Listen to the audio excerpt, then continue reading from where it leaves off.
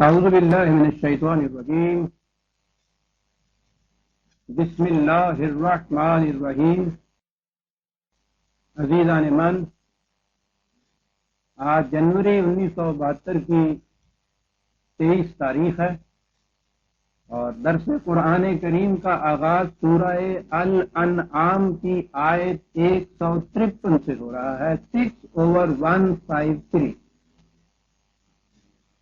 جیسا کہ میں نے سابقہ درس میں عرض کیا تھا، سورہ الانعام کی ان دو آیات میں 152 اور 153 ان میں قرآن کریم کی اصولی احکام کو اس طرح مرتکز کر کے کنسنٹریٹڈ طریقے سے چند فکروں کے اندر یکجا کر دیا گیا ہے کہ اگر ان کے مطابق کوئی معاشرہ متشکل ہو جائے تو آپ دیکھیں کہ ابن آدم کو وہ فردوس گمگشتہ جس کی تلاش میں یہ صدیوں سے مارا پھر رہا ہے، پھر سے کس طرح نہیں مل جاتا۔ 3-4 چیزیں تو پہلے آ گئی تھی، تجدید یادداشت کے لیے انہیں دہرا دوں۔ پہلی چیز اس نے کہا تھا کہ لا تشرکوا بہ شیئا، اور میں نے عرض کیا کہ خدا کے ساتھ شرک کے معنی یہ ہے کہ انسان اپنے مقام سے آشنا ہو جاتا ہے۔ مقصد اس کا یہ ہوتا ہے کہ قوانین خداوندی کے علاوہ کسی طاقت و قوت کے سامنے جھکا نہ جائے، کسی اور کی اطاعت نہ کی جائے، کسی کو اپنے سے برتر نہ سمجھا جائے سوائے خدا کے۔ اور اس کے بعد پھر اس کا نتیجہ جو ہوتا ہے کہ انسان کا قلب خوف اور حزن سے پاک ہو جاتا ہے۔ یہ اتنی بڑی صحیح حریت اور آزادی اور سرفرازی ہے اور جس کی مثال کہیں سے نہیں مل سکتی۔ یہ پہلی چیز انسان کی اپنی ذات کے متعلق کہی۔ پھر تمدنی زندگی شروع ہوئی تو یہ کہا کہ گھر ایک یونٹ ہے، اس میں ماں باپ یا اور دیگر اقربا عمر کی زیادتی کی وجہ سے جن میں کچھ کمی آ گئی ہو، ان کی اس کمی کو پورا کر کے ان کا توازن برقرار کر دیا جائے، جسے وبالوالدین احسانا کہا ہے۔ گھر ان کا توازن صحیح ہو جائے گا تو گھر کا توازن درست ہو جائے گا، اور ایک گھر کا توازن درست ہوگا تو معاشرے کا توازن درست ہو جائے گا۔ اور اس کے بعد یہ کہا کہ یہ تو اوپر جا کے کہا، یعنی جو والدین بڑھاپے تک پہنچ گئے۔ دوسری طرف بچوں کے متعلق یہ کہا کہ ان کی تعلیم و تربیت کو نگلیکٹ مت کرو، ان کی انسانی صلاحیتوں کو ذبح مت کرو مفلسی کے ڈر سے۔ تو اب سوال یہ پیدا ہوا کہ اگر کوئی واقعی مفلس ہے تو وہ کرے کیا؟ تو اس نے اپنا نظام بتا دیا کہ یہ نظام قائم ہونے والا ہے قرآن کی روح سے کہ ہر فرد اور اس کی اولاد کے رزق کی ذمہ داری اس نظام کے سر ہوگی۔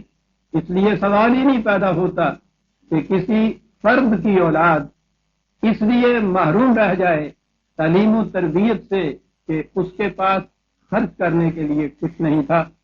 اور اس کے بعد یہ کہا کہ پھر معاشرے میں فواحش سے مجتنب رہو، خواہ وہ ظاہر کے ہوں یا باطن کے۔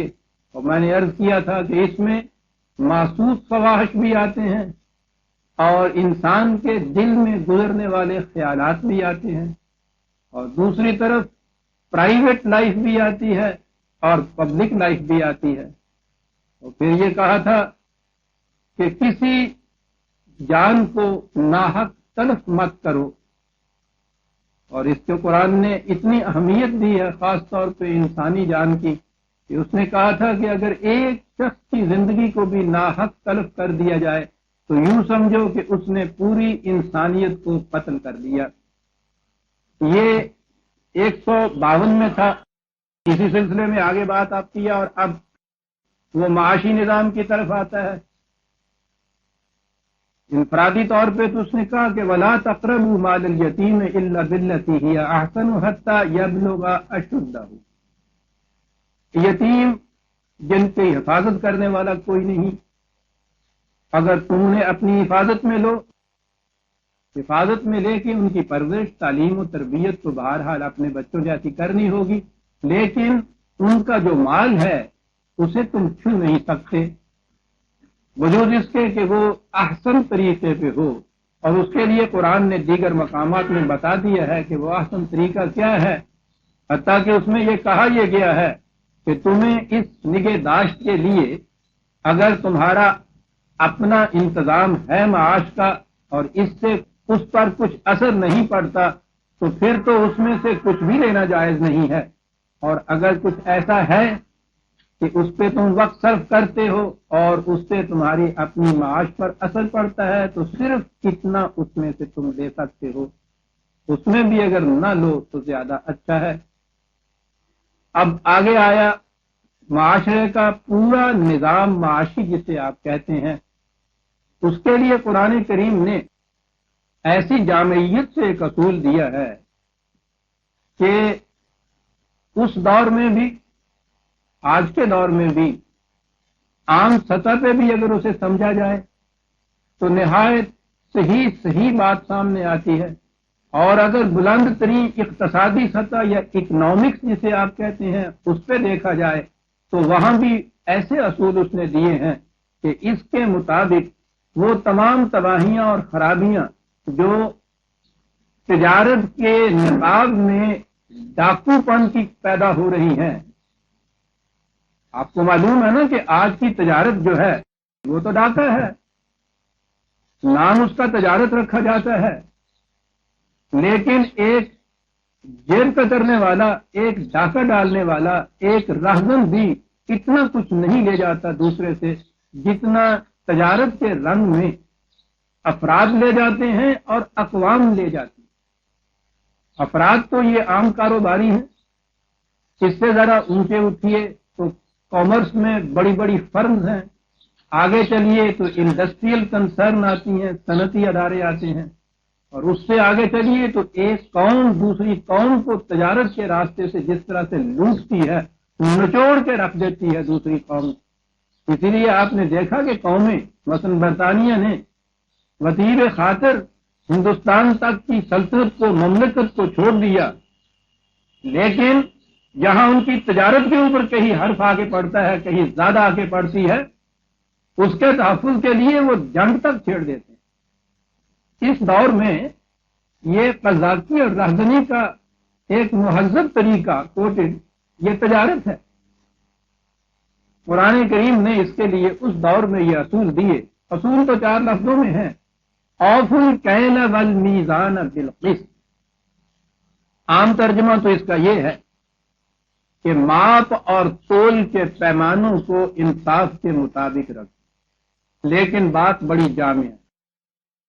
ماپ اور تول کے معنی اس سے یہی نہیں کہ تم ایک تو ترازو سے تول کے چیزیں دی جاتی ہیں اور ایک مثلا یہ دودھ وغیرہ ماپ کے دیا جاتا ہے،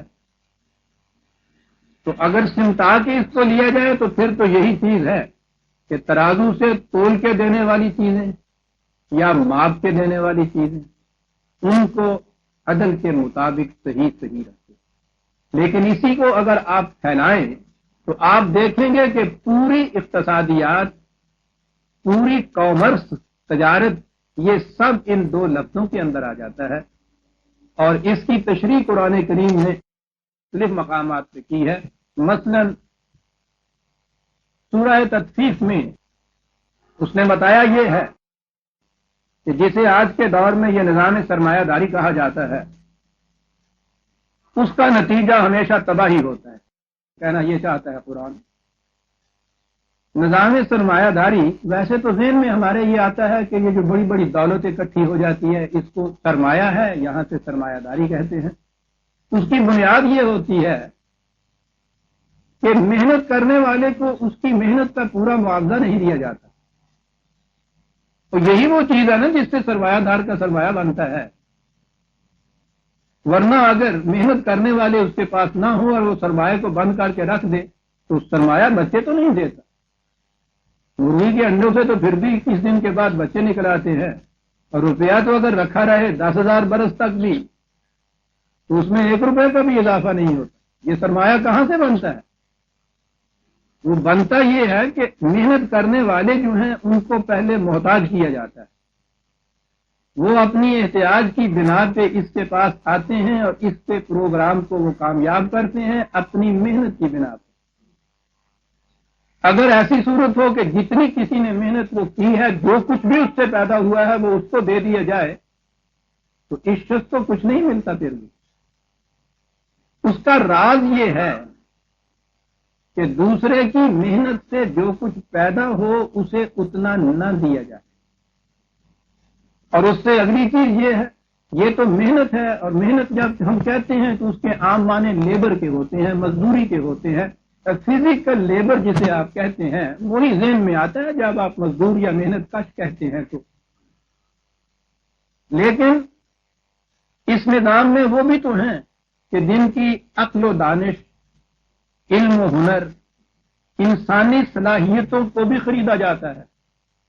انجینئر وہ کوئی فزیکل لیبر نہیں کرتا، لیکن اس کا جو ذہنی ہنر اور صلاحیتیں ہیں سرمایہ دار انہیں بھی خرید لیتا ہے. تو دونوں چیزیں خریدی جاتی ہیں، اشیاء خریدی جاتی ہیں، محنت خریدی جاتی ہے، انسانی صلاحیتیں خریدی جاتی ہیں. خریدی جاتی کے معنی یہ ہے کہ ان کو بہت کم دیا جاتا ہے اور اس سے زائد جو کچھ وصول ہوتا ہے وہ شخص لے جاتا ہے جو کہتا ہے کہ میں نے اس پہ کیپٹل انویسٹ کیا، سرمایہ لگایا ہے. اس طرح سے وہ سرمایہ جو رکھے رہنے سے 10,000 برس میں بھی 1 پائی اس میں اضافہ نہیں ہوتی. اس طرح سے جب اس سرمایہ کی بنا پہ ان کی محنت اور صلاحیتوں کو خریدا جاتا ہے تو وہ سرمایہ بڑھتا چلا جاتا ہے. اسے کہتے ہیں سرمایہ داری کا نظام، جس کو مٹانے کے لیے قرآن آیا تھا. ویل للمطففین 83 ہے یہ سورت کا نام ہی مطففین. کہا ہے کہ یہ نظام بلاخر تباہ ہو کے رہتا ہے. کیا نظام؟ نظام تطفیف اسے کہیے. مطفف قرآن میں لفظ کہا ہے. یہ مادہ جو ہے وہی توئے سے کا. اب تو آپ جانتے ہیں نا مادہ کیا ہوتا ہے، جہاں سے یہ قرآن کے یہ عربی کے الفاظ بنتے ہیں اور جن کے انتخاب سے پھر قرآن مرتب ہوا. یہ میں نے عرض کیا تھا کہ عربوں کے ہاں زندگی تو بڑی سادہ تھی لیکن ان کی زبان میں بڑی گہرائی اور بڑی وسعت تھی. توئے اس کے ایک معنی تو ہوتے ہیں اونٹنی کو اس طرح سے اس کے پاؤں کو باندھ دینا کہ وہ پوری رفتار سے نہ چل سکے، بلکہ اس کا جو پروگرام ہے، اس کی جو اسکیم ہے صرف اس کے مطابق اسے چلنے دیے. آپ دیکھتے ہیں کہ یہ پابندی جو ہے کتنی گہرائی میں یہ بات چلی جاتی ہے. یہ جتنے بھی ہنر مند، دانش مند، صلاحیتوں والے ہیں، جتنے بھی محنت کرنے والے ہیں، ان کو آزاد نہیں چھوڑا جاتا. ان کو کیپٹلسٹ اپنے نظام کے اندر باندھ لیتا ہے. وہ ان سے اسی انداز کا کام لیتا ہے جس کا وہ خود چاہتا ہے. انہیں آزادی حاصل نہیں ہوتی. کسی بھی بکی ہوئی شے کو آزادی حاصل نہیں ہوتی.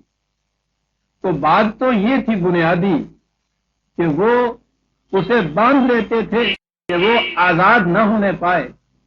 اب یہاں سے آپ دیکھیے کہ قرآن نے یہ ایک لفظ اس سے، انہوں نے ہی ایک لفظ اس سے قائم کیا تھا، قرآن نے استعمال کیا ہے اور آگے چل کے بات آئے گی کہ استعمال کہاں کیا.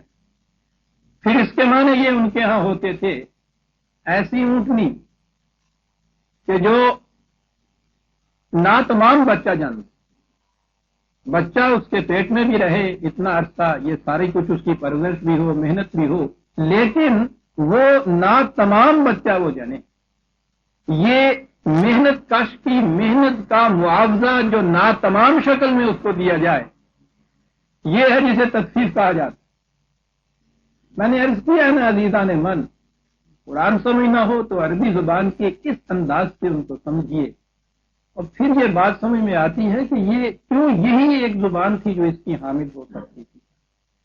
اب اسے تصور میں لائیے کہ آزادی نہ دی جائے، اپنی منشا کے مطابق ان کو مقید رکھا جائے، باندھ کے بھی نہ رکھا جائے، چلتا پھرتا تو وہ رہے لیکن اس کی منشا کے مطابق، اور اس کا ساری محنت کا محصول جو ہے وہ پختہ اور مکمل شکل میں نہ ملے، ناتمام شکل میں اس کو ملے، اسے تطفیف کہتے تھے، اور ایسا کرنے والے کو مطففین کہا جاتا تھا۔ اور قرآن نے کہا یہ ہے کہ ویل للمطففین، اس قسم کا نظام قائم کرنے والوں کا انجام تباہی ہے۔ بظاہر نظر آتا ہے کہ صاحب اس نظام میں تو دن بدن دولت زیادہ ہوتی چلی جاتی ہے، بڑی خوشحالی ہوتی ہے، بڑی فارغلات والی ہوتی ہے، بڑی پراسپیرٹی ہوتی ہے، پھر نیشنل انکم اس کو کہا جاتا ہے، فریب در فریب دیے چلے جاتے ہیں، چند افراد چند خاندانوں کی دولت کو جمع کر کے قوم کی آبادی کے اوپر پھیلا دیا جاتا ہے، اور پھر کہا جاتا ہے کہ یہاں پر کیپیٹل انکم اتنی آتی، یہ سب فریب ہیں، وہ ناتمام بچہ ہوتا ہے جو ان کو ملتا ہے بیچارے، یہ بندے ہوئے ہوتے ہیں اس ویل للمطففین۔ وہ کہتا ہے کہ یہ نہ سمجھو کہ پراسپیرٹی حاصل ہو رہی ہے، تباہی ہے اس کا انجام۔ اب دیکھیے خود ہی اس نے بتایا کہ مطففین ہوتے کون؟ الذین اذا اکتالوا علی الناس یستوفون واذا کالوہم او وزنوہم یخسرون۔ کہا کہ جب یہاں دیکھیے اذا اکتالوا علی الناس، اشیاء نہیں یہاں صرف کہا، یہاں انسان کہا ہے کہ جب کوئی انسان ان کے سامنے آتا ہے تو پھر اس کو وہ ماپتے ہیں، ماپنے کے بعد جتنی ان کو ضرورت ہوتی ہے یستوفون، وہ تو پورے کا پورا لے لیتے ہیں، وَإِذَا كَالُوهُمْ أَوْ وَزَنُوهُمْ يُخْسِرُونَ، اور جب اس کے بدل میں اسے کچھ دیتے ہیں تو ڈنڈی مار جاتے ہیں۔ یہ خسارہ کا لفظ جو ہے ویسے تو اس کے معنی ہوتا ہے نقصان پہنچانا، لیکن تولنے میں جب کوئی ڈنڈی ماری جاتی ہے نا پھر اس کے لیے یہ لفظ آتا ہے۔ اندازہ لگائیے کہ الناس قرآن نے یہاں کہا، حالانکہ یہ ساری کامرس، تجارت، بیع، یہ قضاتی، یہ ساری اشیاء میں ہوتی ہے، کموڈیٹیز میں ہوتی ہے، لیکن کموڈیٹی تو بجائے خیش کوئی شے نہیں ہوتی، وہ تو انسانوں کی پیدا کردہ چیز ہوتی ہے۔ قرآن نے اشیاء نہیں کہا ہے، الناس کہا ہے۔ کیا بات ہے کہ ہوتا یہ ہے تطفیف کے نظام میں کہ وہ انسانوں کو لیتے ہیں، جب انہیں ماپتے ہیں، انہیں تولتے ہیں، تو جو کچھ انہیں چاہیے وہ تو پورا پورا اس سے وصول کر لیتے ہیں، اور جب انہیں دیتے ہیں جو کچھ وہ انسان ہوتا ہے وہ اس کے برابر نہیں انہیں دیتے، وہاں ضرور کمی کر جاتے ہیں، ڈنڈی مار جاتے ہیں۔ کہا کہ یہ ہے عمل تطفیف۔ اب دیکھیے کہ قرآن نے اس میں اصول ایک دیا ہے، نہ کوئی خاص شے دی ہے، نہ اشیاء کہا ہے، انسانوں کے ساتھ معاملہ دوسرے انسانوں کا پڑ رہا ہے، ایک طرف مطفف ہے، دوسری طرف یہ وہ ہے کہ جو اپنی صلاحیتوں کو، اپنی محنت کو اس کے پاس بیچنے کے لیے آیا ہے، وہ اس کو اسی طرح سے ماپتا تولتا ہے جس طرح سے کہ کوئی شے اس کے پاس کموڈیٹی آئی ہے جس کو یہ کہہ رہا ہے۔ یہ لیتا پورے کا پورا ہے، اور جب دیتا ہے تو اس میں ڈنڈی مار جاتا ہے، اس میں پورا نہیں دیتا۔ کہنے کہ یہ ہے وہ نظام تطفیف جس کا نتیجہ جو ہے وہ تباہی ہے۔ الا یظن اولئک انہم مبعوثون لیوم عظیم۔ کہا کہ یہ لوگ جانے من، میں سمجھتا ہوں کہ کسی ایک آیت کو اگر آپ آج واضح کر دیا جائے اپنے ملک میں دوسری اقوام کے اندر، تو نظر آ جاتا ہے کہ قرآن کیا بات کہہ گیا تھا 1400 سال پیشتر۔ کہا کہ یہ لوگ جو اس نظام کو قائم کرتے ہیں، یہ مبعوثون یا بعث وغیرہ کے لفظ جو قرآن میں آئے ہیں، میں نے عرض کیا تھا نا کہ قرآن کریم کے یہ تراجم ہمارے جو مبنی ہیں ان تفاسیر پہ جو ہماری نظام سرمایہ داری کے زمانے میں لکھی گئی تھی، یہ صحیح مفہوم نہیں دیتی۔ پہلی چیز تو اس میں یہ ہے کہ یہ اس دنیا سے کوئی کے متعلق بات ہی کچھ نہیں کرتے، یہ ساری بات آنے والی دنیا کے متعلق کرتے رہتے۔ حالانکہ قرآن تو اس دنیا میں رہنا سکھانے کے لیے آیا تھا. یہ الگ بات ہے کہ یہاں کے رہنے کا اثر جو ہے وہ ایک جوئے رواں کی طرح مسلسل چلتا ہے اس زندگی میں بھی، آنے والی زندگی میں بھی. لیکن بات تو یہاں سے شروع کرنی چاہیے، قدم زمین پہ ٹکانے چاہیے. یہ باسا کے معنی ہوتا ہے راستے میں جو رکاوٹیں آتی ہیں ان کو ہٹا کے کسی کو آزادی دے دیں. کسی کی راستے میں جو رکاوٹ آئے اسے ہٹا دینے کے معنی میں آتا ہے. وہ ٹھیک ہے کہ زندگی کے راستے میں موت ایک رکاوٹ جو آتی ہے اس کو ہٹا دیا جائے تو زندگی آگے بڑھ جاتی ہے، اس معنی میں بھی یہ آئے گا اگلی زندگی کے لیے. لیکن اس دنیا میں جو قدم قدم کے اوپر رکاوٹیں آتی ہیں ان کے لیے بھی تو یہ لفظ آئے گا.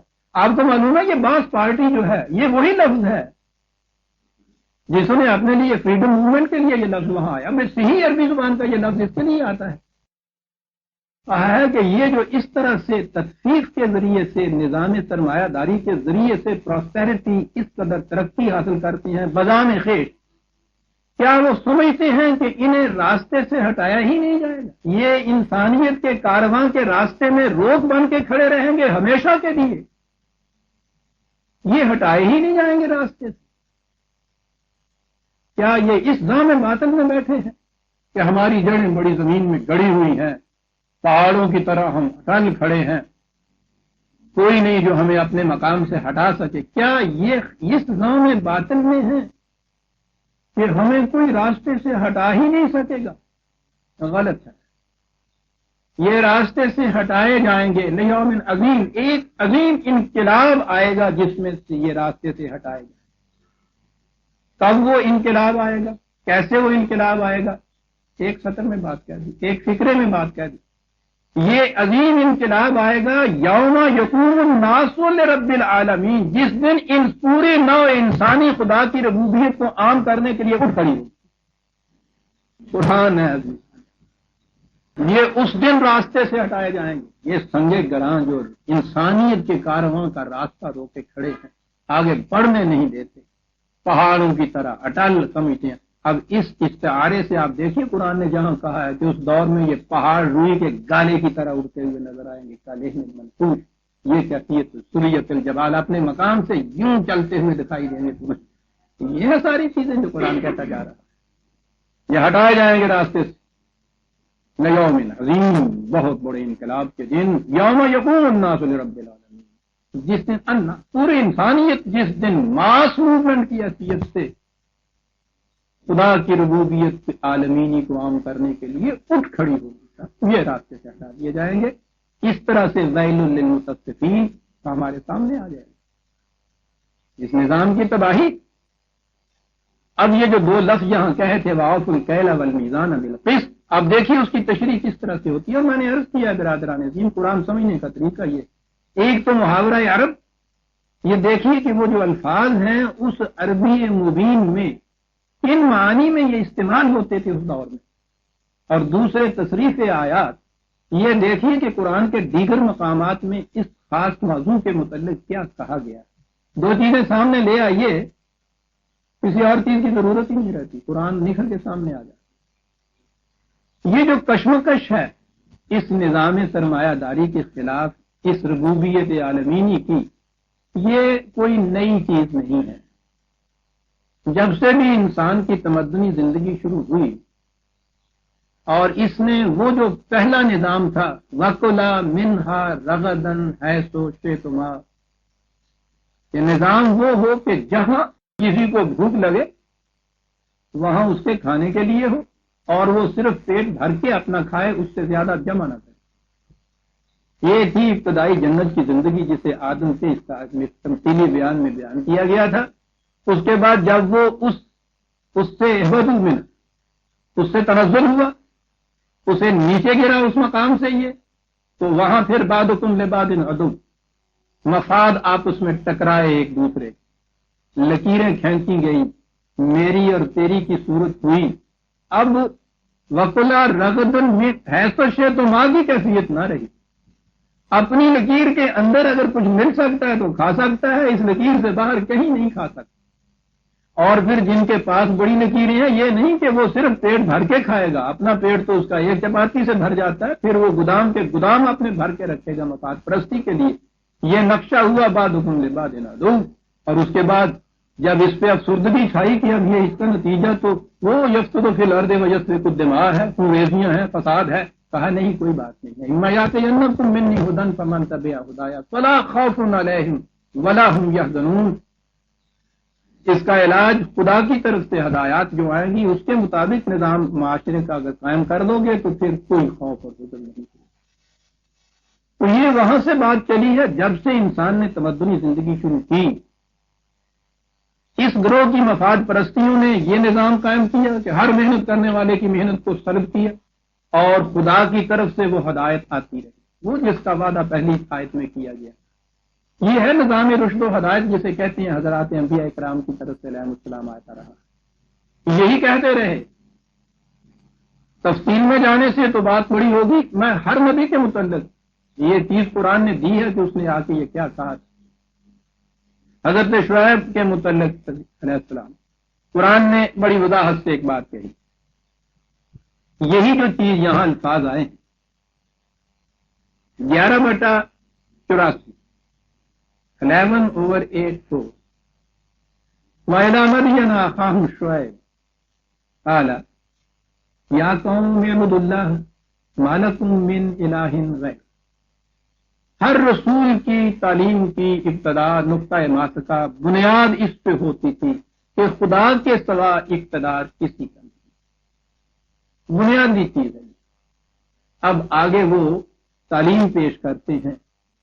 وَلَا تَنْقُصُوا الْمِكْيَالَ وَالْمِيزَانَ إِنِّي أَرَاكُمْ بِخَيْرٍ وَإِنِّي أَخَافُ عَلَيْكُمْ عَذَابَ يَوْمٍ.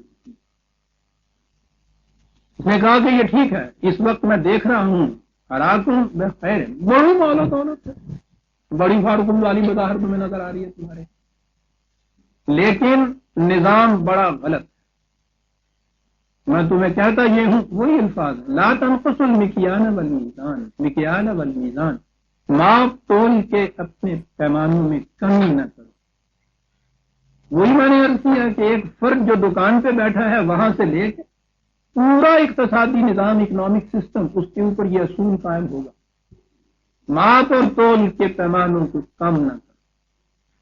اشیاء کو ماپ تول میں، انسانوں کی محنت کے ماپ تول میں، کیونکہ الناس آیا تھا وہاں، کمی نہ کر. میں دیکھ رہا ہوں کہ بہت بڑے مال و دولت کی فراوی ہے، خون کی طرح برس رہا ہے، ایک ایک کے پاس کروڑوں روپے ہیں. انی اخاف علیکم عذاب یوم محیط.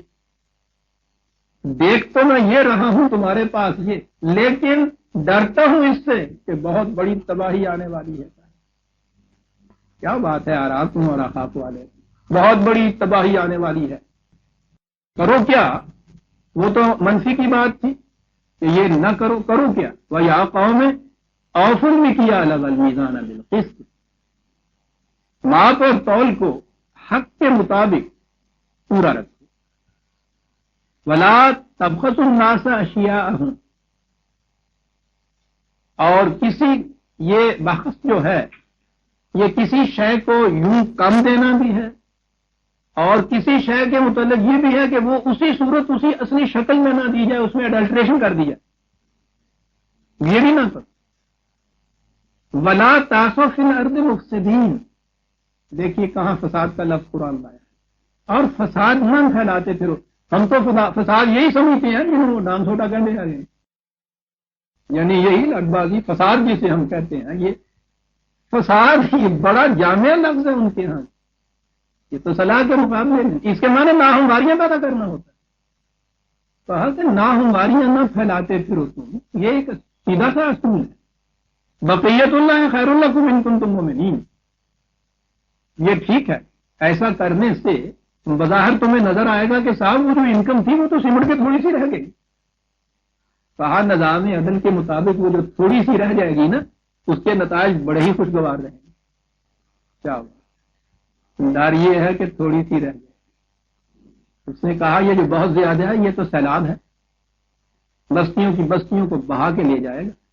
وہ تھوڑی سی جو رہ جائے گی وہ تو جوئے نغمہ بار ہوگی، سمتا ہوا پانی ہوگا، زندگی ہی زندگی اس میں ملے گی، کھیتیاں تر و تازہ ہو جائیں گی، زندگی کی بہاریں ناچ پھر رہی گی۔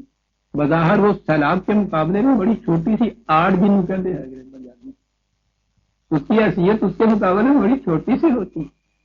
تو کہا یہ جو چھوٹی سی رہ جائے گی بقیت، جو باقی رہ جائے گا ڈرو نہیں، تھوڑی رہ جائے گی، اس تھوڑی کے اندر زندگی مضمر ہوگی، اس بہتات کے اندر تباہی آئے گی۔ ہمارا آنے تم بھی حفیظ، یاد رکھو وہ جو تباہی آنے والی ہے اگر تم نے اپنی اس روش کو نہ بدلا اس سے بچا نہیں سکوں، اور میرا کام تو تمہیں تبلیغ کرنا ہے، بات کو پہنچا دینا ہے، کوئی دروگا تو مقرر نہیں کیا گیا مار مار کے یہ کچھ کروں۔ اس کے آگے ایک بات آتی ہے جس انداز سے قرآن بات کرتا ہے، قرآن کا انداز یہ ہے عزیزان من، اور یہ بلاغت کا انتہائی اعجاز ہوتا ہے، یہ جو انداز ہوتا ہے نا، ادب سے دلچسپی رکھنے والے، شاعری سے دلچسپی رکھنے والے احباب اس کو اپریشیٹ کریں گے۔ قرآن کا ایک انداز ہے، اور انداز ہوتا ہے، میں نے کہا انتہائی بلاغت میں اسے ایمائیت کہتے ہیں، سجیسٹیونیس، یعنی ساری کہانی یوں کھول کے نہ بیان کر دینا، اس انداز سے اسے بیان کیا جائے کہ درمیان میں گیپ آئے، اور اس گیپ کو چھوڑ دیا جائے پڑھنے والے کے اپنے امیجنیشن، وہ اس سے اس گیپ کو پور کرے اور ساری بات سمجھ میں آ جائے۔ بڑا ہی لطیف پیرایا ہوتا، لطیف اور مشکل ہوتا ہے، سہل ممتنع جس کو کہتے ہیں۔ مشکل اس لیے ہوتا ہے کہ اگر وہ گیپ اس قسم کا ہے کہ میرا امیجنیشن کسی اور نتیجے میں پہنچاتا ہے، دوسرے کا اور پہنچاتا ہے، تو یہ نقص ہوتا ہے اس کا، یا اس قدر اس پہ مشکل ہو، محنت کرنی پڑے کہ وہ اسی میں گم ہو کے رہ جائے، جیسے وہ بہت بڑا کوئی حساب کا سوال نکال رہا ہے ریاضی کا، پھر یوں بات نہیں رہتی۔ وہ سہل ممتنع کہتے یہ ہے کہ وہ کہنا تو بڑا ہی مشکل ہو، سمجھنا بڑا ہی آسان ہو، اور وہ درمیان میں ایک گیپ۔ یہ انداز بڑا لطیف ہوتا ہے، اور یہ جو بڑے ہی بلندی پہ پہنچے ہوئے شاعر یا جو ادیب ہیں ان کے اسلوب میں، ان کی انشاء میں یہ بات ہوتی ہے۔ بات اسی طرف چلی جائے گی، ورنہ میں آپ کو کئی شعروں سے بتاتا، مثلاً ایک ہی شعر بات سمجھ میں آ جائے گی۔ غالب اس معاملے میں بہت اونچا ہے، کہتا ہے کہ تجھ سے تو کچھ کلام نہیں لیکن اے ندیم، سنیے گا ذرا اور پوری کہانی دیکھیے گا ذہن میں کیسے آتی ہے۔ تجھ سے تو کچھ کلام نہیں لیکن اے ندیم، میرا سلام کہیو اگر نامہ بر ملے۔ ہاں، یعنی کچھ کھول کے کچھ نہیں اس نے کہا، کہتا ہوں اگر یہ کھول کے کچھ یہاں کہہ دیتا تو پھول کی پتیاں بکھیر دیتا۔ اس حسین انداز سے ساری بات کر گیا ہے کہ ہوا کیا ہے، اور تم کتنے جا کے مر گیا ستیہ ناز سے چٹھی دے گے۔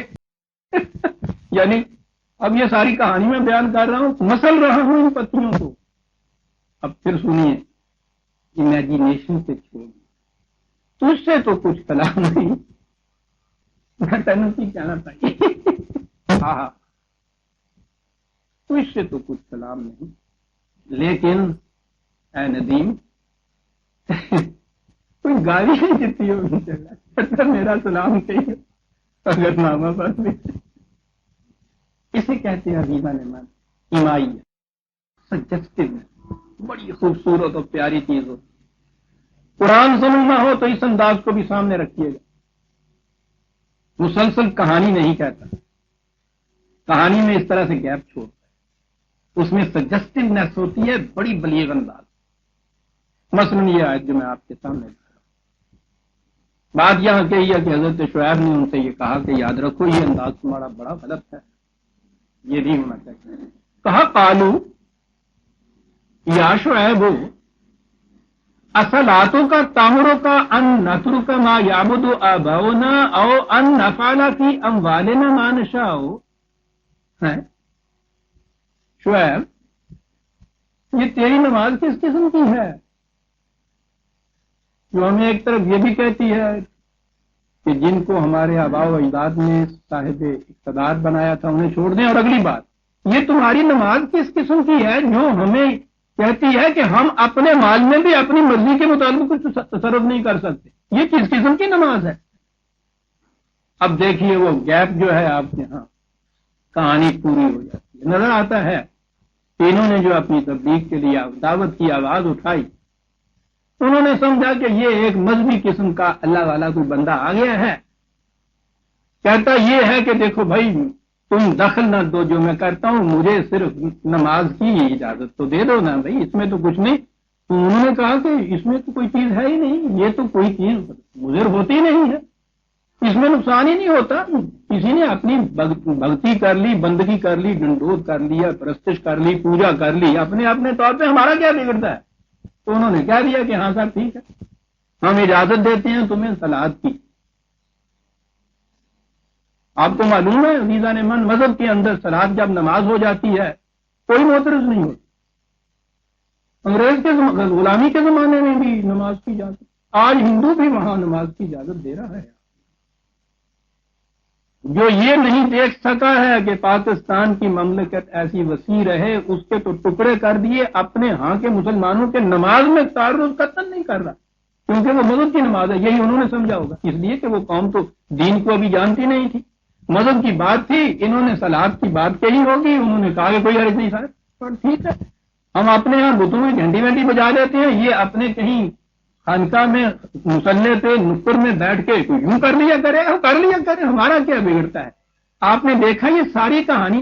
انہوں نے کہا کہ شعیب تو ہم نے تو یہ سمجھا تھا کہ تم نماز پڑھنے کے لیے ہم سے کچھ اجازت مانگ رہے ہو، یہ تمہاری نماز قسم کی ہے کس قسم کی ہے کہ وہ ہمیں اس کی بھی اجازت نہیں دیتی کہ ہم اپنا مال اپنی مرضی کے مطابق خرچ کر سکیں. عجیب قسم کی صلاح. آپ نے دیکھا دین کی صلاحت اور مذہب کی نماز میں فرق کتنا. یہ جو کچھ کہہ رہے ہیں حضرت شعیب ان سے کہ اپنی اقتصادیات کو اس نظام میں رکھو، یہ معاشی نظام غلط ہے، یہ صلاحت ہے ان کی. کہا انہوں نے صرف یہی ہے کہ ہم تو یہ سمجھے تھے اور تمہاری صلاحت یہ عجیب قسم کی صلاحت ہے. عزیزان ایمان، صلاحت اس نظام کو کہتے ہیں جس میں ہر فرد قانون خداوندی کے پیچھے چلتا جائے.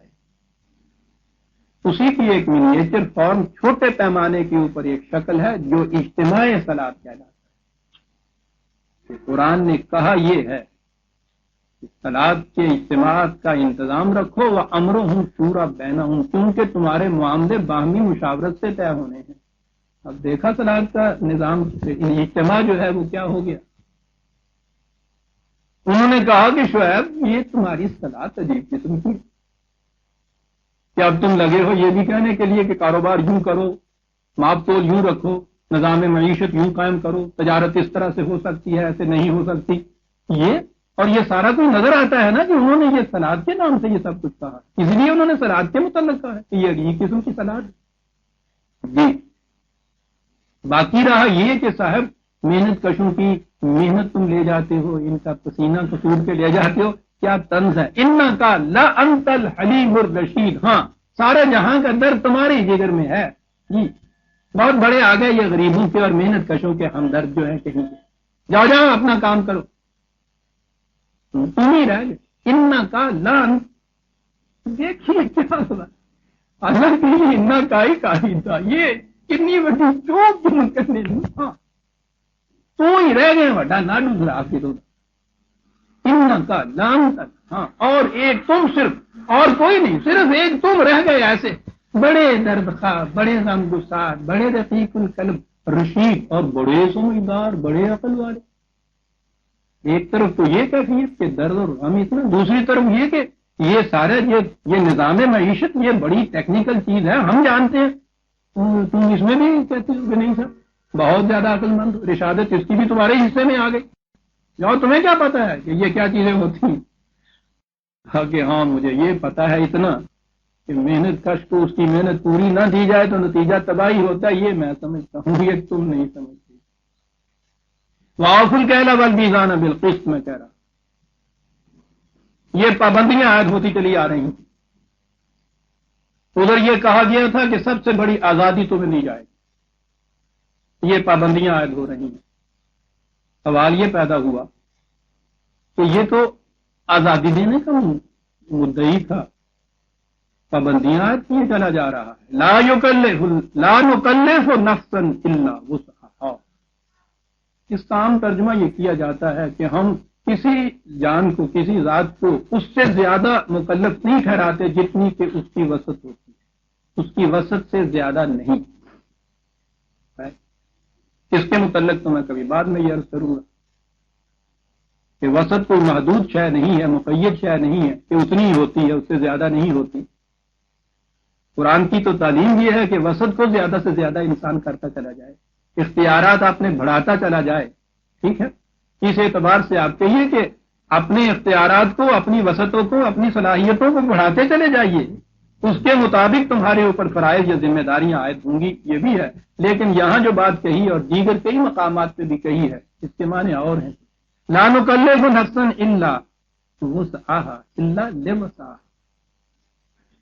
تمہیں اس کے متعلق کچھ گران تو گزرتا ہوگا کہ صاحب ہر بات کے اوپر پابندی. یہ پابندیاں ہم اس طرح ایسے نہیں عائد کرتے جیسے تھانے دار کچھ داروغہ پابندیاں عائد کر رہا ہوتا ہے. ہم یہ پابندیاں عائد کرتے ہیں کہ ان پابندیوں سے تمہاری ذات کی اختیارات میں وسعتیں پیدا ہوتی چلی جائیں. یہ ایک عجیب فارمولہ قرآن نے بتایا ہے، اور آج کی سائیکالوجی اس کی تصدیق کرتی ہے. یہ آپ نے نہریں تو دیکھی ہیں، یہ چلتی ہیں، یہ کم از کم کو 500-700 میل کے فاصلے سے شروع ہوتا ہے دریا یا نہر جس میں سے نکلتی ہے، اور اتنا لمبا فاصلہ وہ طے کرتی ہوئی چلی جاتی ہے. آپ کو مت پتا ہے کہ اس کی روانی جو ہے کس چیز سے کام رہتی ہے. یہ تھوڑے تھوڑے سے فاصلے کے بعد آپ نے دیکھا اس کے راستے میں ایک فال یا ٹھوکر آتی ہے. یہ فیروزپور کے پل کے سامنے وہاں پتھر گاڑ دیے جاتے ہیں، وہ آ کے ان پتھروں سے ٹکراتی ہے، اس کی روانی میں تیزی پیدا ہوتی ہے. یہ جو اس قسم کی بظاہر پابندیاں ہوتی ہیں وہ انسانی ذات کی جوئے روان پہ ایک ٹھوکر کا کام دیتی ہیں، جن سے ٹکرا کے اس کی رفتار اور تیز ہو جاتی ہے. یہ ساحل ہوتے ہیں جن کے اندر پانی رہتا ہوا ایک نہر کی شکل اختیار کرتا ہے، جس سے فائدے ہی فائدے ہوتے ہیں. یہ ساحل ٹوٹ جاتے ہیں تو وہ پانی سیلاب بن جاتا ہے جو تباہی ہی تباہی لاتا ہے. یہ جسے ہائیڈرو الیکٹرک آپ کہتے ہیں، وہی پانی پوری نہر کی شکل میں بہتا ہوا چلا جائے، اس میں یہ قوت ہوتی نہیں. اس کو سمٹا کے جب ایک پائپ کے اندر سے گزارا جاتا ہے اور اوپر سے نیچے کو بہایا جاتا ہے تو اتنی بڑی قوت اس کے اندر ہوتی ہے، بہت بڑی ٹربائن ہوتی ہے جس کو وہ اس سے چلاتا چلا جاتا ہے. یہ جو ان چیزوں کو کسی ساحلوں کے اندر پابند کرنا ہوتا ہے، یہ ہے جو قرآن کریم کی یہ پابندیاں بظاہر جو آپ کو نظر آتی ہیں کہ یہ تو ہماری آزادی کے راستے میں پابندیاں نہیں، تمہاری صلاحیتوں کو کنسنٹریٹ کر کے کسی نقطے کے اوپر مرکوز کرتا ہے، تمہاری ذات میں اس سے اور زیادہ وسعتیں پیدا ہوتی ہیں. میش ود از جبر پیدا اختیار. یہ آج یہ سائیکیٹرسٹ وغیرہ یا سائیکو انالیسس والے جو ہیں، ادھر جاؤں تو آپ کو کبھی بتاؤں گا، یہ علاج کرتے ہیں اب ان طریقوں کے اوپر جن کو آپ کہتے ہیں ایک خاص پابندی لگانے کے بعد پھر اس کو چھوڑ دینا، پھر پابندی لگانا، پھر اس کو چھوڑ دینا. اس طرح سے اس میں ایک خاص توانائی ابھرتی ہے. لا نکلف نفسا الا وسعها. درمیان میں یہ کہا کہ یہ نہ کہو کہ صاحب کتنی پابندیاں لگا دی اور ہمیں تو جکڑ کے رکھ دیا. جکڑ کے نہیں رکھ دیا. قانون کا انتظام یا پابندی عزیزان من معاشرے کی صلاحیتوں کو بڑا ہی نکھارتا ہے، بڑی وسعتیں دیتا ہے. جب معاشرے میں لا قانون کے تابع جب معاشرے کی صلاحیتوں توانائیوں کو رکھا جائے، اس سے صحیح نتائج، خوشگوار نتائج منتج ہوتے ہیں، پیدا ہوتے ہیں. یہ ہیں وہ پابندیاں جن کا نتیجہ وسعت ہوتی ہے. لا قانونیت میں اس سے تو ڈیفیوز ہو جاتی ہیں ساری صلاحیت، کوئی نتیجہ نہیں مرتب ہوتا سوائے تباہی سے. قانون کے اندر گھری ہوئی جب وہ صلاحیتیں کام کریں گی، آپ دیکھیں گے ان کا نتیجہ کیا اچھا ہوتا ہے. یہ ڈسپلن کہلاتا ہے. فوج کی قوت، اس کی کامیابی کا راز اس ڈسپلن کے اندر ہوتا ہے. آپ سوچیں کہ اگر فوج کو اوپر سے لے کے نیچے تک ہر ٹیر میں ہر درجے میں مثلاً آگے سب سے جو سپاہی ہے اس کو ہی اگر اس کی آزادی دی جائے کہ وہ جو جی میں آئے کرے، ذرا نقشہ سامنے لائیے اس فوج کا کہ جس کے ہر سپاہی کو یہ آزادی ہو کہ وہ جو جی میں آئے کرے۔ میں کہتا ہوں خرابی کی نیت سے نہ بھی کرے، بڑی حسن نیت سے اپنی طرف سے یہ سمجھ کے کرے کہ ہاں صاحب یہی بہتر ہے، لیکن ذرا سوچیے اس فوج کی کیفیت کیا ہوگی کہ جس کے ہر سپاہی کو یہ اجازت ہو کہ یہ نہیں کہ جو اوپر سے انسٹرکشن یا حکم ملا ہے اس کے مطابق کرے، بلکہ وہ جو بہتر سمجھتا ہے کرے۔ یہ جو پابندی عائد ہوتی ہے اللہ وسعہا، جس سے انسانی ذات میں وسعت پیدا ہوتی ہے۔ درمیان میں یہ کیا کہ پھر آگے بڑھ گیا، پھر آگے پھر پابندی۔ وَإِذَا قُلْتُمْ فَاعْدِلُوا وَلَوْ كَانَ ذَا قُرْبَىٰ، جب بھی کوئی بات کرو، کہو یا کرو، دونوں چیزیں آ جاتی ہیں۔ عدل کو منصوب عدل کے مطابق کر، خواہ وہ کتنا ہی قریبی کیوں نہ ہو۔ عام طور پہ تو عدل کرتے ہی رہتے ہیں۔ پانی وہاں مرتا ہے جہاں کوئی چیز، کوئی قریب کے معنی اب یہاں رشتہ داری کی قربت نہیں، کسی انداز سے بھی وہ جو قریب ہو جائے وہاں عدل کا دامن چھوڑتا ہے آدمی، خواہ وہ رشوت کے ذریعے قریب ہو جائے، خواہ وہ سفارش کے ذریعے قریب ہو جائے، خواہ وہ دوستی کے ذریعے قریب ہو جائے، خواہ وہ رشتہ داری کے ذریعے سے قریب ہو جائے، عدل چھوڑتا ہے انسان اس وقت جب ہر ایک اتنے ڈسٹینس کے اوپر رہے، ایکوی ڈسٹینس جسے آپ کہتے ہیں، اس وقت انسان خود بخود عدل کرتا ہے۔ یہ جو قرآن نے کہا تھا نا کذالک جعلناکم امۃ وسطا لتکونوا شہداء علی الناس، جس سے عام طور پہ کہا گیا کہ تمہیں ہم نے ایک درمیانے درجے کی امت بنا دیا ہے تاکہ تم نوع انسانی کے اعمال کی نگرانی کرتے رہو۔ تو یہ وسطاً کے یہ معنی نہیں ہے درمیانے درجے، اس کے معنی یہ ہوتے ہیں کہ جو جس طرح سے کہ مرکز یا سینٹر دائرے کے سرکمفرنس سے، محیط سے کسی نقطے سے دیکھیے وہ ایکوی ڈسٹینس ہوتا ہے، یکساں فاصلہ اس میں ہوتا ہے، کبھی نہیں ہوتا کہ کسی سے وہ قریب ہو کسی سے وہ بعید ہو۔ کہا کہ تمہارا مقام اس دنیا کی قوموں میں یہ ہے کہ ہر فرد اور ہر قوم تمہارے نزدیک ایکوی ڈسٹینس کے اوپر ہو، اب کوئی قریب نہیں کوئی بعید نہیں، اس لیے عدل تو اس کا لازمی نتیجہ ہو جائے گا۔ یہی چیز قرآن نے یہاں کہی۔ تو یاد رکھو عدل کا دامن اس وقت ہاتھ سے چھوٹتا ہے جب یہ نقطہ کسی سے قریب ہو جاتا ہے کسی سے بعید ہوتا ہے، اور آپ کو پتا ہے کہ پھر اس دائرے یا سرکل کا حلیہ کیا بگڑتا ہے۔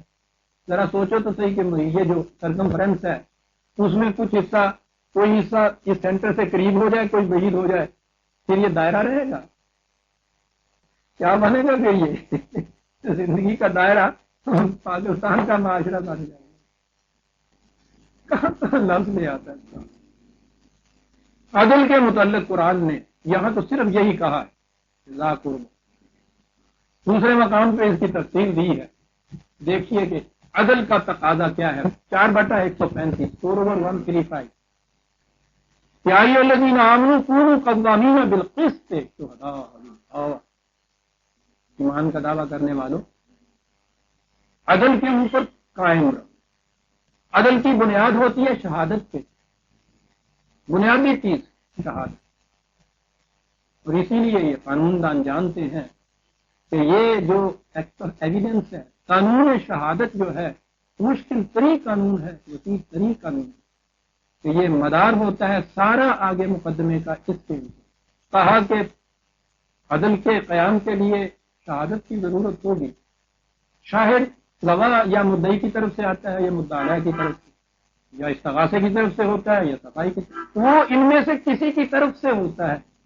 کہا نہ، یہ بات نہیں، شہداء للہ، تم اللہ کی طرف سے گواہ بن کے پہلے ہی یہ بات کاٹ کے رکھ۔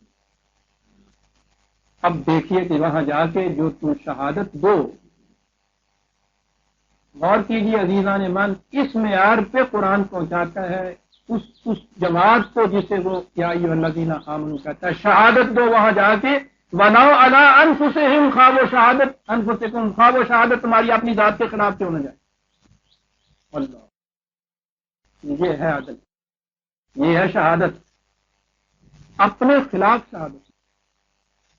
اویل والدین، تمہارے ماں باپ کے خلاف کیوں نہ جائے، والاقربین، تمہارے رشتہ داروں کے خلاف کیوں نہ جائے۔ ان یکن غنیا او فقیرا، پارٹیوں میں سے کوئی دولت مند ہو، کوئی غریب ہو، اللہ ہو اولا بہما، یہ بات نہیں کہ ان میں سے کوئی ایک اپنی دولت کی وجہ سے تمہارے قریب ہو جائے گا ذہنی طور پہ، وہ تم سے بعید ہو جائے گا، کچھ نہیں۔ اللہ کے لیے تم تو گئے ہو گواہ بن کے، اور اللہ کے نزدیک یاد رکھو یہ جو ہے یہ سب برابر ہے گواہی کے لیے، کوئی کسی قسم کا کنسیڈریشن اس میں نہیں آنا چاہیے۔ فلا تتبعوا الهوى ان تعدلوا، پھر تمہارے ذاتی جذبات کہیں اس چیز کے اوپر غالب نہ آ جائیں کہ تم عدل کے سامنے آئے۔ یہ ذاتی جذبات بڑی بری چیز ہوتی ہے، یہی تو انسان میں لغزش پیدا کرتی ہے، یہ نہ کہیں پیدا ہو جائے۔ وَإِن تَلَوْا، یہ بھی نہ ہو کہ وہاں جا کے شہادت تو دو لیکن کچھ ایسی ڈپلومیٹک لینگویج استعمال کرو کہ یہ بھی معنی نکلائیں اور وہ بھی معنی نکلائیں۔ خدا نہ کرے کہ کسی کا واسطہ پڑے، ورنہ کہیں جا کے یہ جو پروفیشنل گواہ ہوتے ہیں، کبھی عدالت میں ان کی گواہی سنیے کہ وہ یہ بڑے بڑے چالاک ہنرمند بھی جو وہ پولیس والے اور یہ وکیل حضرات بھی ہوتے ہیں، ان کو کان کاٹ جاتے ہیں، وہ اس قسم کے گواہ ہوتے ہیں جو وہ پروفیشنل وٹنس جو ہوتی ہے صاحب، وہ اس قسم کی بات ہوتی ہے وہاں۔ کہا یہ بھی غلط، زبان کو لپیٹ کے بات نہیں کرنا۔ قولوا قولا سدیدا، جیسے دیوار سیدھی کھڑی ہوتی ہے اس قسم کی بات، زبانی بات نہیں، مبہم بات نہیں، یہ بھی چیز نہیں۔ اور دورے اور یہ بھی نہ کرو کہ صاحب بڑی مشکل میں آپ پھنسے، ہم ادھر یہ ہے ادھر یہ ہے، سچ بولتی ہیں یہ ہوتا ہے، جھوٹ بولتی ہیں یوں ہوتا ہے، سمن کی تعمیل ہی نہ ہونے، یہ بھی بات نہ ہو، اعراض برت لو۔ یہ ہے عدل کے تقاضے قرآن کی نہیں، شہادت کے یہ تقاضے ہیں۔ سوچیے عزیزان من کہ کسی خطہ زمین میں اگر اس قسم کا کوئی گروہ ہو جائے، وہاں کوئی جرم کسی طرح سے اس کا ارتکاب ہو بھی سکتا ہے، تو کوئی جرم بلا عدل کے رہ نہیں سکتا، صرف شہادت کے لیے یہ چیز۔ اور وہاں کیا فَإِذَا قُلْتُمْ فَعْدِلُوا وَلَوْ كَانَ ذَا قُرْبَىٰ، عدل کرو۔ عدل کیا کی ایک شرط قرآن نے ایسی آیت کی ہے کہ دنیا کے کسی کوڈ میں بھی وہ نہیں آپ نے لا یجرمنکم شنآن قوم علی ان لا تعدلوا، کسی قوم کی دشمنی بھی تمہیں اس سے آمادہ نہ کر دے کہ اس کے ساتھ عدل نہ، ورنہ ایوری تھنگ از فیئر ان لا وا، دشمنی اور جنگ کے لیے تو ہر چیز فیئر قرار دی جاتی ہے۔ لا یجرمنکم شنآن قوم علی ان لا تعدلوا، کسی قوم کی دشمنی بھی تمہیں اس سے آمادہ نہ کر دے، عدل نہ کرو، فاضلوا ولو كان ذا قربى۔ اور اگلی بات آئی وَبِعَهْدِ اللَّهِ أَوْفُوا، سب سے بڑی چیز خدا کے ساتھ جو معاہدہ کیا تھا اسے پورا، خدا کے ساتھ معاہدہ کے متعلق میں پچھلی دفعہ بھی عرض کر چکا، اور یہ تو بار بار سامنے آئے گی، میں نے عرض کیا ہے نا کہ یہ مسلمان ہونا جسے اب کہتے ہیں، میں پھر دوہرا دوں کہ ہم جو پیدائشی مسلمان ہیں ہمارے لیے تو مسلمان ہونے کا سوال ہی پیدا نہیں، ابھی تو ہوئے ہمیں کبھی ساری زندگی میں کسی کو یہ خیال آیا ہے کہ یہ کچھ ہونا پڑتا ہے،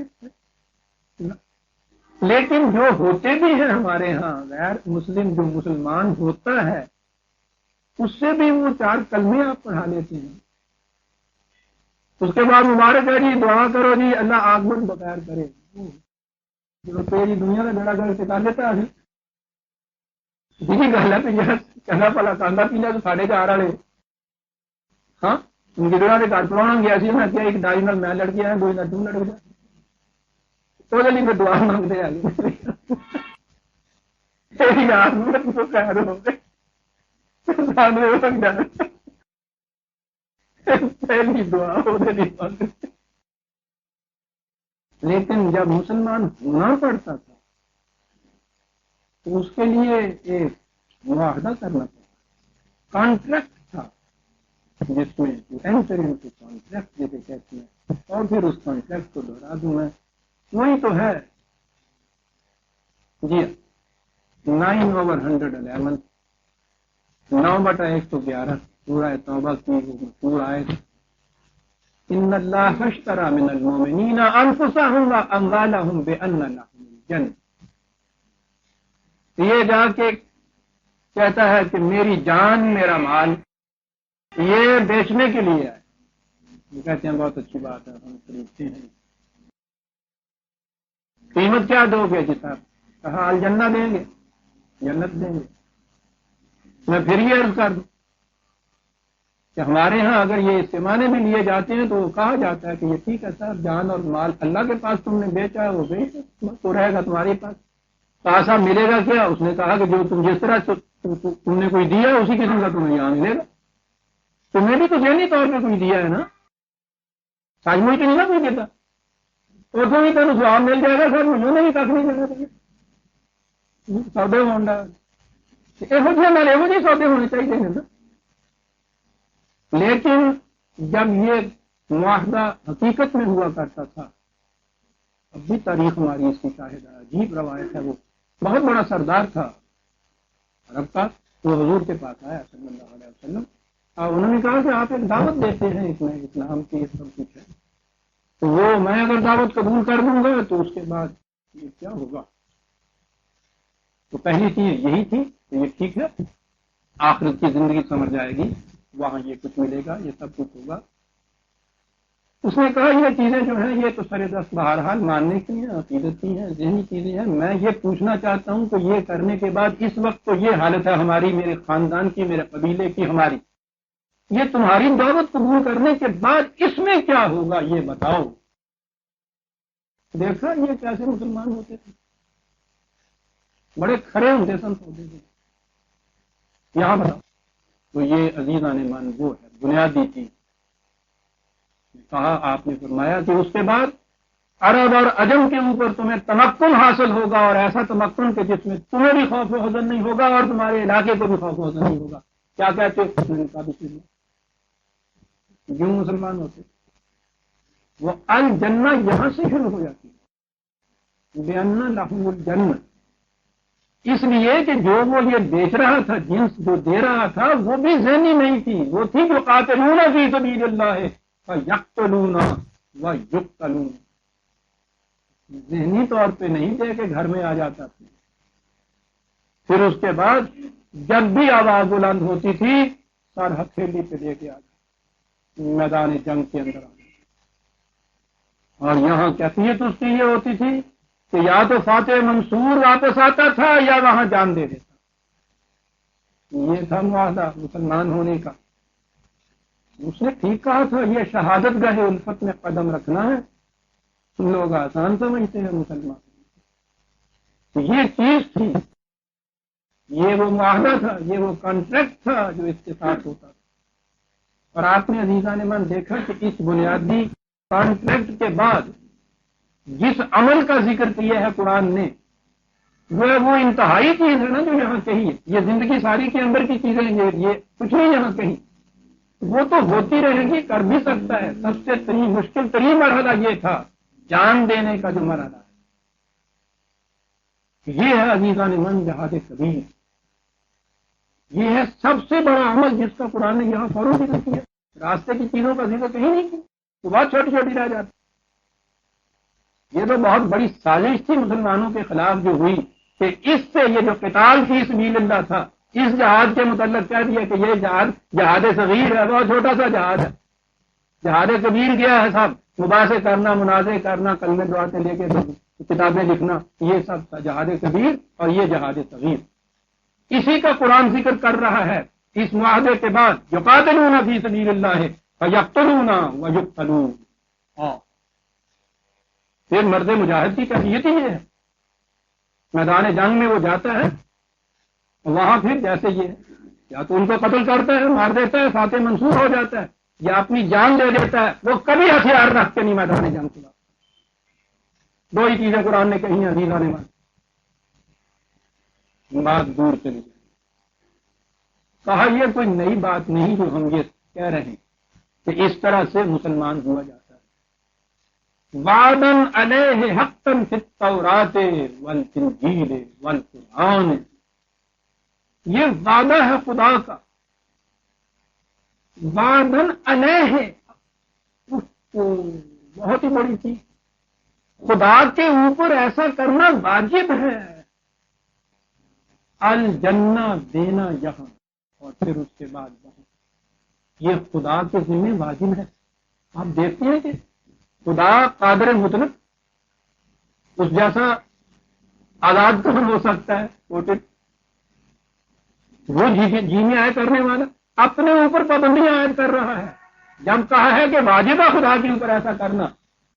انسان پہ جو چیزیں واجب ہیں عزیزان مان اس کو تو اختیار ہے کہ جی چاہے وہ کرے جی چاہے نہ کرے. تو میرا روپ سے خدا نے جو اپنے ذمہ واجب قرار دی ہے بات اس کے خلاف تو وہ کر ہی نہیں سکتا.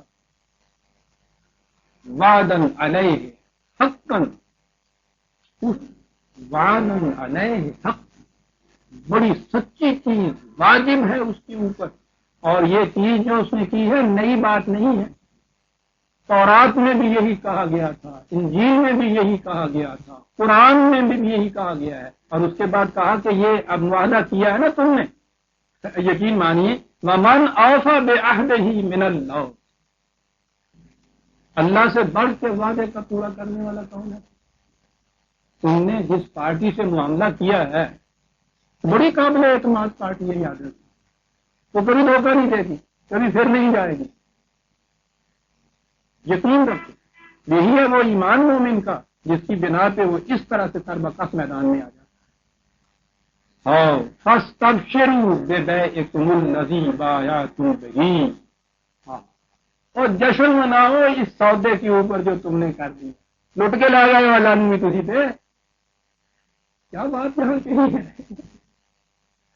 اور بڑا نشیدہ سودا کر دیا. وہ لٹ کے لے ہوئے تو کچھ لے. یعنی انداز یہ ہے جیسا کسی کو ٹھیک ہے وہ تو ٹھیک ہے نا, وہ ایسے پیسے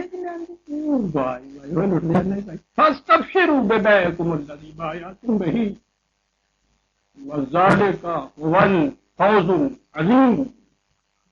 نجات نہیں, نجات تو کسی مصیبت سے چھوٹنے کا نام ہوتا ہے. فوز, اچیومنٹ, ایکوزیشن, بہت بڑی چیز, عظیم, فوز العظیم. وہ مار لیا عزیزان. اب یہ کہ یہ سودا کتنا بڑا فوز عظیم کا ہے ہم کیا جانیں. ایک مصرع ہے جامی کا, جب زلیخا نے یوسف کو وہاں سے خریدا ہے, جامی نے اپنے یوسف زلیخا میں لکھا ہے. گھر آئی تو انہوں نے کہا سہیلیوں میں کیا سودا کیا. اس نے سودا کیا, کہا دراہم چند دادم یا خریدم. تھوڑے دیر پیسے دیتے, جان خرید کے لے آئی ہوں. تعالی اللہ عجب ارزاں خریدم. تو اللہ نے سو بڑا ہی سستا سودا مارا. عزیزہ نے من کے اس سے یہ شاید کیا ہے. عزیزہ نے ایک زلزلہ آتا ہے لاکھ انسان مر, راستہ چلتے ہوئے پاؤں پھسلتا ہے, جان. اب تو روز اچھا بھلا شام کو دیکھتے ہیں کہ صاحب حرکت قلب بند ہوئی, جان چلی گئی. یہ ایسی کوئی انسان جس کا ایک پائی قیمت نہیں, جس کی اندازہ نہیں. یہ شے جو ہے اسی لیے اس نے کہا تھا کہ جان دی ہوئی اسی کی تھی. حق تو یہ ہے کہ حق ادا نہ, جان دے کے بھی حق ادا نہیں ہوتا. تو اتنا بڑا سستا سودا اس قسم کی چیز یہ دی جائے اور اس کے مطابق اس کے بدلے میں الجنہ مل جائے گی. کہا بشارت ہو, وہ مبارکیں ہوں تمہیں اس سودے پہ جو تم نے مار لیا ہے. وہ سودا مارنا ایک لفظ ہوتا ہے. خدا کے ساتھ یہ سودا کیا ہے تم نے, یہ وذالک هو الفوز العظیم. بڑی اچیومنٹ ہے بھائی. آج کے بلے بلے کیا بات ہے. سودا کیتا ہے نا, اس کو ہی سودے کی مارتی ہے. یہ ہے عزیزان من وبعہد اللہ اوفوا. خدا سے جو تم نے کانٹیکٹ کیا تھا، معاہدہ کیا تھا، سنا بھی کیا۔ دونوں آیتوں میں عزیزان ایمان آپ نے دیکھ لیا کہ کیا کیا ہدایات و احکام و اصول دیے گئے ہیں۔ سوچئے تو صحیح، ان کے مطابق اگر کوئی معاشرہ متشکل ہو جائے تو الجنہ یہی ملنی شروع ہو جائے گی یا نہیں انسان کا؟ اس سے بڑی اور الجنہ ہوگی کیا؟ سوچئے تو صحیح جو چیزیں کہی گئی ہیں، یہ اگر ہو جائے الجنہ، ذالکم وصاکم بہی لعلکم تذکرون، ان چیزوں کا تمہیں حکم دیا گیا ہے، ان چیزوں کے متعلق یہ کی گئی ہے تاکہ تم غور و فکر کر کے ان کو ایکسپٹ کرو اور پھر ہر وقت اپنے سامنے رکھو۔ تذکرون ذکر یہ ہے، قوانین و احکام خداوندی کو ہر وقت اپنے سامنے رکھو، نگاہوں سے اوجھل نہ ہونے دینا، اس کو اپنے سامنے رکھو ان چیزوں کو۔ یہ سب کچھ کہنے کے بعد عزیزان ایمان غور کیجئے کیا کہا ہے، وَأَنَّ هَذَا صِرَاطِ مُسْتَقِيمًا، یہ ہے میرا صراط مستقیم، یہ ہے میرا سیدھا راستہ۔ ہر روز 44 دفعہ تم دعائیں مانگتے ہو، اہدنا الصراط المستقیم، مانگ کے چلے جاتے ہو آگے۔ زیادہ سے زیادہ جو زور دیا جاتا ہے اس کے اوپر کہ صاحب اس طرح سے نہیں، صراط المستقیم، صراط المستقیم، چل، یعنی راستہ خواہ وہ شہر کی بجائے ماڈل ٹاؤن کی طرف کیوں نہ لے جانے والا ہو، سڑک تو میٹل ہے نا بھائی، ٹھیک ہے، بس میٹل سڑک وہی دینا کیا کم مانگی ہے، تجویز کیا جاتا، یہ چیزیں کہاں صراط مستقیم کی دعا مانگتے تھے، وہ دکھاؤ۔ یہ سارا کچھ گرانے کے کہا وَأَنَّ هَذَا صِرَاطِ مُسْتَقِيمًا، یہاں تو صراطی کہا خدا نے، خود خدا کا صراط مستقیم، اللہ کا راستہ سی، فَاتَّبِعُوهُ، بس اس پہ چلتے جاؤ۔ بات یہاں پوری ہو گئی تھی، لیکن اس کی نگاہوں میں ہم بھی تھے، اتنا ہی نہیں کیا کہ خاموش ہوئے۔ وَلَا تَتَّبِعُوا السُّبُلَ، یاد رکھو اور راستوں کا اتباع نہ، اس ایک راستے کے اوپر چلنا اور سبل جو ہے ان کا اتباع، ان کے اوپر نہ چلنا، دونوں چیزیں ہیں یہاں، نفی بھی ہے بات بھی ہے، لا الہ ہے پہلے، جتنی بھی سبل متفرقہ ہے ان تمام سے منہ موڑو گے تو صراط مستقیم کے اوپر آؤ گے نا۔ صراط شاہراہ ہوتی ہے، ہائی وے ہوتی ہے، سبل وہ پگڈنڈیاں ہوتی ہیں، وہ اس صورت میں سبل حقہ کہلاتی ہے جب پگڈنڈی صراط مستقیم میں آ کے مل جائے۔ کہتا متفرق سبل جو ہیں، جو مختلف سمتوں میں لے جانے والی سبل ہیں، ان کا اتباع نہ کر لیں، اگر تم ان کے اوپر چل پڑے فَتَفَرَّقَ بِكُمْ عَنْ سَبِيلِهِ، تو پھر وہ تمہیں اس کی سبل سے، اس کے راستے سے منتشر کر دے، تفریق ڈال دے گی اس کے۔ سوچیے عزیزان ایمان، اس نے ایک ہی راستہ صراط مستقیم اپنا کہا، غور کیجئے تو صحیح، یہ اس کو ماننے والے، اس کے اسلام کے اتباع کرنے کے مدعی مسلمانوں کی جماعت، یہ ایک راستے کے اوپر چل رہے ہیں، کیا یہ صراط مستقیم کے اوپر چل رہے ہیں یا سبل متفرقہ ہیں جن کے اوپر چل رہے ہیں؟ تو کیفیت یہ ہو گئی کہ نام لینے کے لیے بھی ایک چیز نہیں ہمارے یہاں رہ گئی، جیسا میں کئی دفعہ کہا کرتا ہوں، پوچھے کسی سے بھی کون مسلمان جی الحمدللہ، وہ نہیں میں پوچھا ہے گا کہ مسلمان تو میں پتا ہے گا مسلمان تو ہے اصل گل کا نہیں اگے پتا کہنا تو پتا کہ یعنی شیعہ ہے یا سنی ہوتی ہے، الحمدللہ جی میں سنی ہوتا ہوں، نہیں سنی نہیں، میں پوچھتا یہ ہوں کہ اہل حدیث ہیں آپ یا حنفی ہوتی ہیں، اہل فقہ ہوتی ہیں، اور کہنے کہ میں اہل فقہ ہوں، اہل فقہ میں اچھا آپ حنبلی شافعی ہیں مالکی ہیں یا حنفی ہوتی ہیں ساری، ٹھیک ہے جی میں حنفی ہوں الحمدللہ، اچھا حنفی آپ دیوبندی ہیں یا بریلوی ہو، ستیہ ناز سے کسی کھلو بھی لگاؤ انہیں کی تنگ پی گئے ہیں. ابھی تو میں نے شریعت کی بات بتائی ہے کہ طریقت کی طرف تو میں آیا ہی نہیں ہوں. ادھر بھی آئیے نا آپ. اس سلسلہ کے اندر آئے تھے صاحب آپ. الحمدللہ جی. سلسلہ ہے چشتیہ کے اندر. چشتیہ کے اندر اچھا چشتیہ نظامیہ کے اندر ہے صابریہ کے اندر. کہا نظامیہ کے اندر. اچھا نظامیہ کے اندر ہے تو آپ توسوی ہوتے ہیں یا سرابیہ ہوتے ہیں؟ چل بھائی توسوی دیا کے پنڈ پوچھنا انہیں تو کہڑا ہو کہیں نہیں عزیزان منطقان. اس لیے کہ جب بھی آپ صراط مستقیم چھوڑیں گے پھر سبل متفرقہ آئیں گی اور ان کا تو کوئی ٹھکانہ نہیں. صحیح جواب ہمیشہ ایک ہوتا ہے. غلط جواب کی تعداد ہی کوئی نہیں دنیا میں.